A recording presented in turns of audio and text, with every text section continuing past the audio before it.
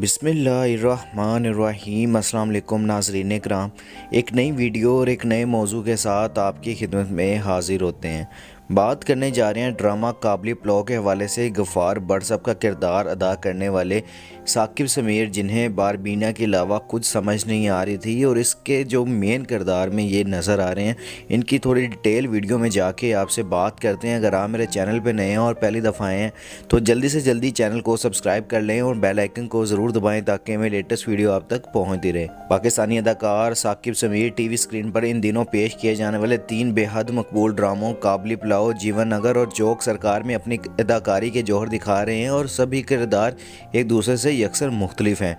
यूँ तो साकिब समीर को इंडस्ट्री का हिस्सा बने 1 दहाई से ज़्यादा अरसा गुजर गया है और वो प्यारे अफजल, दम पुख्त, आतिश इश्क, खुदा और मोहब्बत, रकीब से और चौधरी एंड सन्स और बख्तावर जैसे मकबूल 3 ड्रामों में अपने फ़न को मनवा चुकी हैं। लेकिन ये साल उनके कैरियर के लिए शायद सबसे ज़्यादा और बेहतरीन रहा, जिसमें अब तक उनके 6 ड्रामे नशर हुए और सबके सब कामयाब प्रोजेक्ट्स रहे।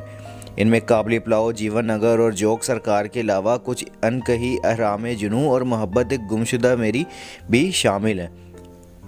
इंटरव्यू में साकिब ने बताया है कि गो कैरियर के आगाज़ में इन्हें फैमिली को बताते हुए मुश्किल हुई कि वो अदाकार बनना चाहते हैं, लेकिन उनकी फैमिली की तरफ से इन्हें काफ़ी सपोर्ट मिली। उनके वालिदैन उस वक्त वफात पा गए थे जब वो सिर्फ 3 बरस के थे। बहन भाइयों ने उनकी देखभाल की। माँ बाप ना होने की वजह से ख़ानदान या बरादरी से कोई करीबी ताल्लुक़ ना रहा, लेकिन उनके कामयाब होने के बाद उन्हें बेहद इज़्ज़त मिली, जिस पर वो शुक्रगुजार करते हुए नज़र आए।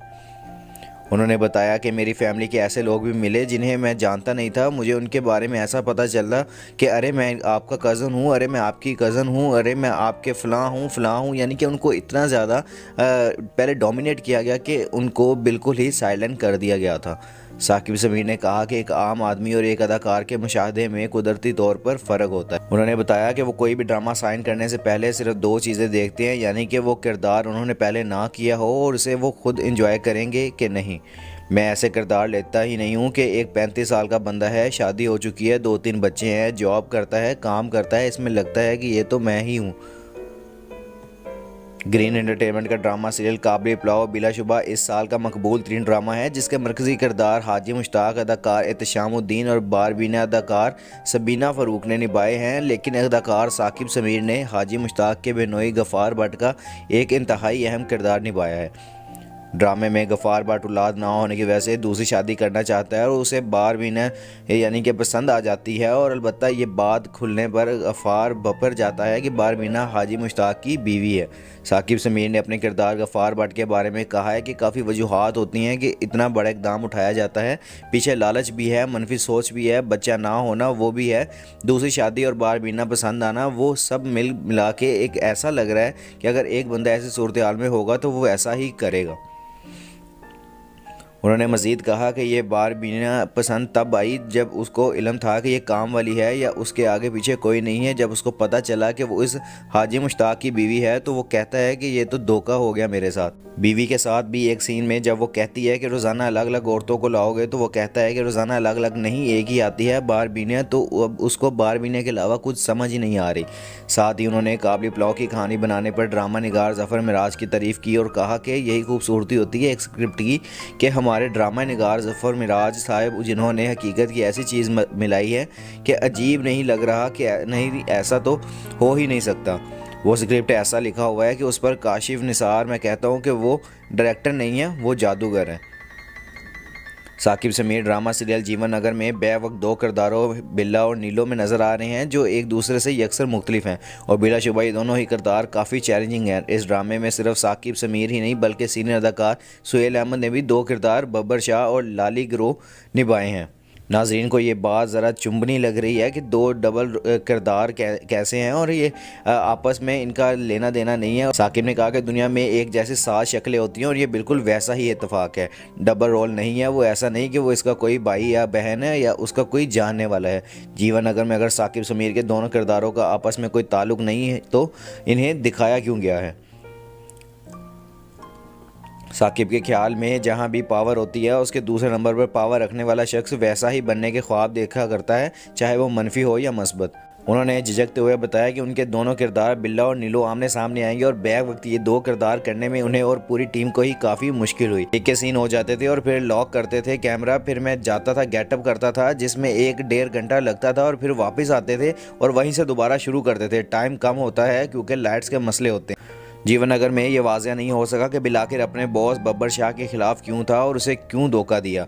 साकिब ने बताया कि एक इसमें साउंड के मसले की वजह से ये बात वाज़ह नहीं हो सकी कि बिल्ला को आखिर किस बात पर गुस्सा था। इसको बब्बर शाह से मसला नहीं है, इसको बब्बर शाह बनना है। क्यों बनना है? क्योंकि उसके सामने सिर्फ बब्बर शाह है जिसकी सब इज्जत करते हैं, सब डरते हैं। बब्बर शाह के डायलॉग भी हैं कि इज्जत वज़्ज़त नहीं, डर होता है।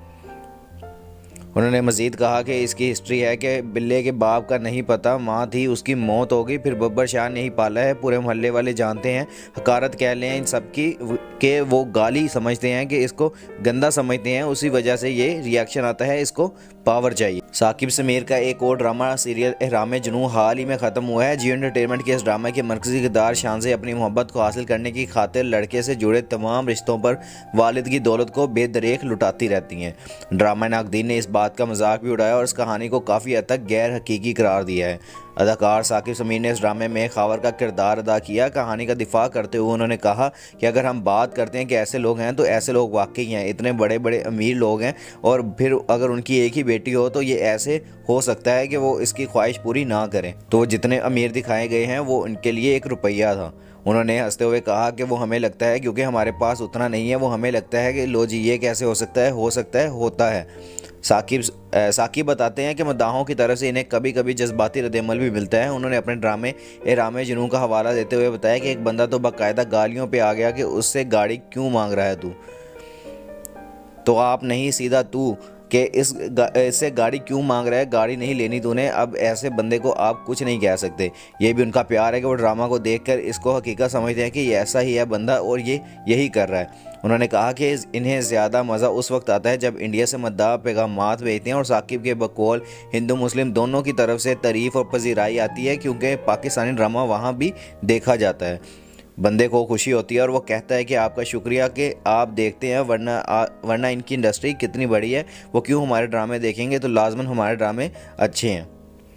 साकिब समीर सन 2006 में बावलपुर से कराची MBA के तालीम हासिल करने आए थे, लेकिन उनकी किस्मत की इन्हें national academy of performance art Karachi ले गई, जहां उन्होंने थिएटर की तरबियत हासिल की।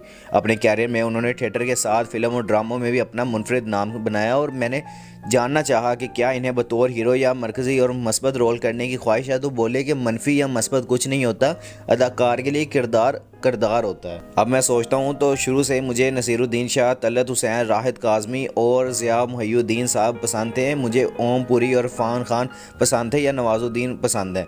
उन्हों की एक्टिंग देखता था, उन्हीं को आइडियल बनाता था। ये सारी चीज़ें हमने बनानी थी कि ये मस्बत किरदार है, ये मनफी किरदार है, अदाकार है तो वो किस में मनफी किरदार कर रहा है, किस में मस्बत, तभी तो मज़ा आता है। उन्होंने अवार्ड्स की कैटेगरीज़ पर अपना तज्जिया देते हुए हल्के फुल्के अंदाज में कहा कि अवार्ड जैसे चल रहे हैं मुझे लगता है कि आगे जाके तो ऐसा हो जाएगा कि इस साल का बेस्ट बाप ये है, इस साल का बेस्ट चाचा ये है, बेस्ट सास ये है, बेस्ट बेटा ये है। अनकरीब ये चीज़ें भी शुरू हो जाएंगी कि मतलब हम इतने मखसूस हो जाएंगे।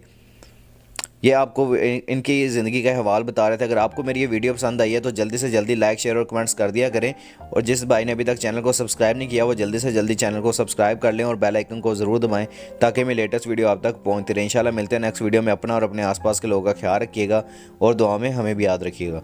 अल्लाह हाफिज़।